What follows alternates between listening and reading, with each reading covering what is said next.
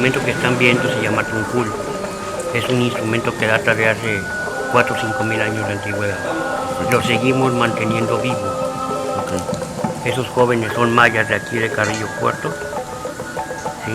Y vienen a recibir los aprendizajes de lo que es la música, la danza, la lengua, todo lo que es la cultura maya. Hemos arreglado sonidos que nos han dado los viejos mayas y los hemos con un arreglo musical y hemos rescatado muchas piezas.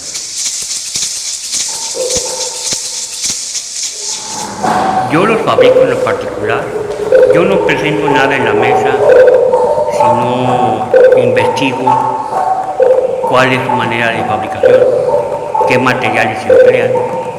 Trato también, como me dijo un viejo maya, trata de que todo sea natural, porque son sonidos naturales.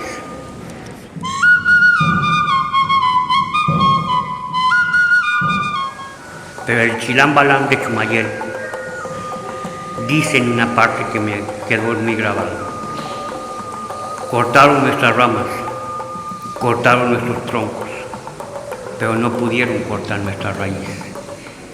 Cuando el joven llega y encuentra a su amada, se da cuenta de que ya su amada se volvió en una flor de piedra. Entonces, antes de que estalle su corazón, grita, y lo último que alcanza a decir es: mi amada se convirtió en flor de piedra.